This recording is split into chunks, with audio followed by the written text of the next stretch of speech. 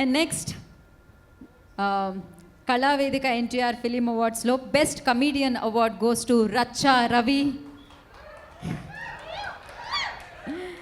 చాలా మంచి కామెడీతో మన అందరినీ తను నవ్వించడం జరుగుతుంది. మంచి మంచి సినిమాలతో వరుసగా దూసుకెళ్తున్నారు.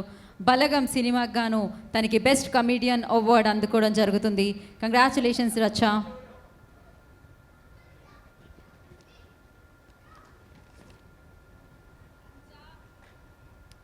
సో ఇప్పుడు రచ్చా రవి మాట్లాడతారు. ఫస్ట్ ఆఫ్ ఆల్ ఈ కార్యక్రమానికి కారణభూతులైనటువంటి కళావేదిక ఎన్టీఆర్ ఫిలిం అవార్డ్స్, దాని వెనకాల ఉన్న ప్రతి ఒక్కరికి, భువన గారికి, మధు గారికి, తేజు గారికి, అలాగే సక్సెస్ సీను గారికి, అలాగే మన త్రినాథ్ గారికి పేరు పేరుని ఎందుకు చెప్తున్నానంటే వాళ్ళ థాట్ ఇప్పటిది కాదండి. ఒక మంచి అవార్డు రూపకల్పన అన్న దగ్గర నుంచి తన మూర్తి ఒక నటనలో మనకు గుర్తుండిపోయిన ఎన్టీఆర్ గారి ఒక మూర్తినే వాళ్ళకు గిఫ్ట్గా అలాగే అవార్డుగా మనం ఇద్దామనే ఆలోచన వరకు నేను వాళ్ళతో ట్రావెల్ అయి ఉన్నాను. ఆ విధంగా నన్ను ఎంచుకోవడం శ్రీ నందమూరి తారక రామారావు పేరు మీద ఆయన నా ఒడిలో ఈరోజు ఉండడం నేను గర్వంగా ఫీల్ అవుతున్నాను. ఎందుకంటే మొన్ననే భగవంత్ కేసరిలో నందమూరి బాలకృష్ణ గారి సినిమా చేశాక నా జీవితంలో రేటు పెరిగింది. ఇది నా జీవితంలో గర్వంగా చెప్తున్నా.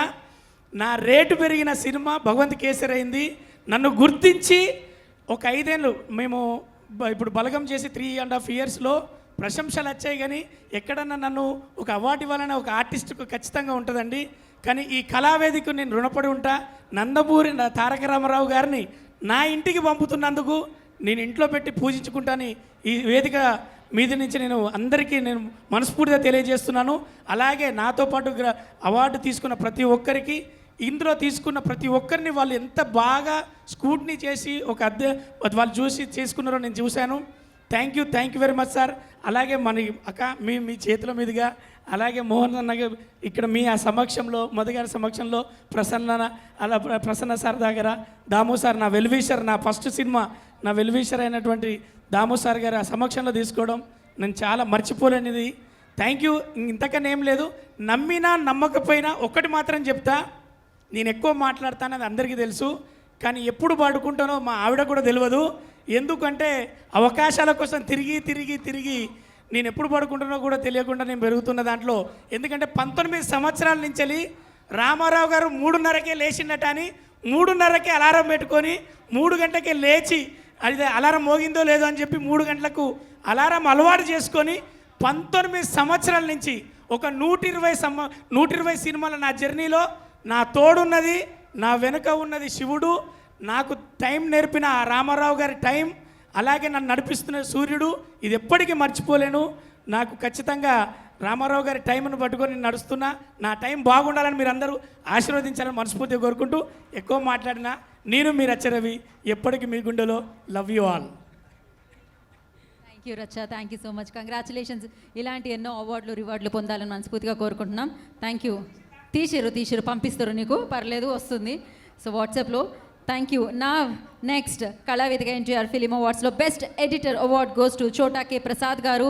ఎన్నో అత్యద్భుతమైన చిత్రాల్ని మరింత అద్భుతంగా తీర్చిదిద్ది ఆయన ఎడిటింగ్తో సూపర్ హిట్గా నిలిపిన చోటా కే ప్రసాద్ గారిని ఈ అవార్డ్ని అందుకోవాల్సిందిగా కోరుకుంటున్నాము. కంగ్రాచులేషన్స్ చోటా కే ప్రసాద్ గారు.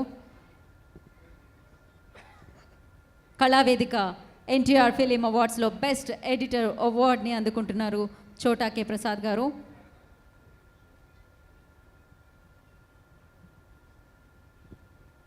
యా,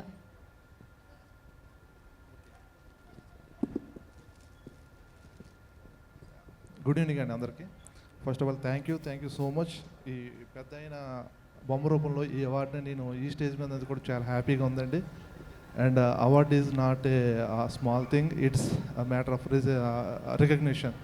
ఈ గుర్తింపుని ఈ కళావేదిక టీం ఇలాగే మా ఇండస్ట్రీ మీద ప్రతి టెక్నీషియన్ ప్రతి మీద గుర్తించి ఈ అవార్డు రూపంలో వాళ్ళని ఎలివేట్ చేయాలని చెప్పి ఎవ్రీ ఇయర్ ఇదే ఆనవాయితీగా అవ్వాలి. మీరు బాగుండాలి, మమ్మల్ని బాగా ఉంచాలి. థ్యాంక్ యూ అండి. Thank you very much. Thank you చోటా కే ప్రసాద్ గారు. Once again congratulations.